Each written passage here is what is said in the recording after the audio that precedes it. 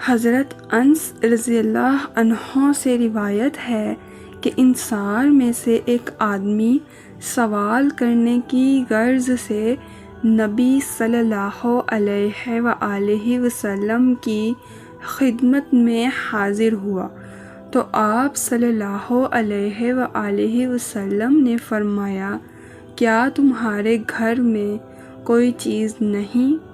اس نے عرض کیا، کیوں نہیں؟ ایک ٹاٹ ہے جو ہمارا اوڑھنا بچھونا ہے، اور ایک پیالہ جس میں ہم پانی پیتے ہیں۔ آپ صلی اللہ علیہ وآلہ وسلم نے فرمایا، انہیں میرے پاس لے کر آؤ۔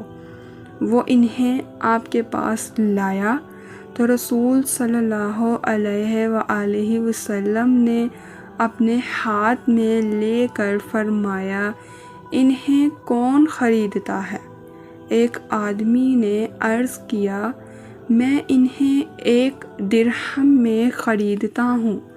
آپ صلی اللہ علیہ وآلہ وسلم نے 2 یا 3 مرتبہ فرمایا، درہم سے زیادہ کون بڑھتا ہے؟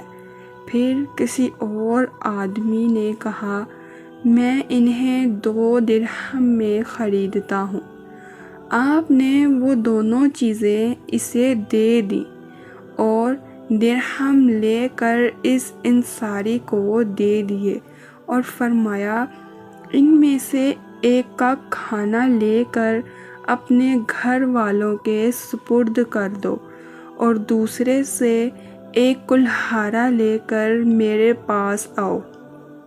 پس وہ اسے لے کر آپ کی خدمت میں حاضر ہوا تو رسول صلی اللہ علیہ وآلہ وسلم نے اپنے دست مبارک سے اس میں دستہ لگایا، پھر فرمایا، جا اور لکڑیاں اکٹھی کر اور فروخت کر، میں 15 روز تک تمہیں نہ دیکھوں۔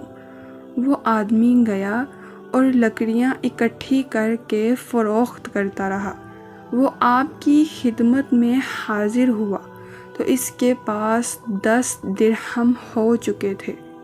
اس نے کچھ رقم کے کپڑے خریدے اور کچھ کا غلہ خریدا تو رسول صلی اللہ علیہ وآلہ وسلم نے فرمایا، یہ تمہارے لیے اس سے بہتر ہے کہ تم سوال کرو اور روز قیامت تمہارے چہرے پر نقطہ ہو، کیونکہ صرف 3 اشخاص، انتہائی محتاج شخص، تاوان تلے دبے ہوئے شخص اور دیت سے 2-4 شخص کے لیے سوال کرنا جائز ہے۔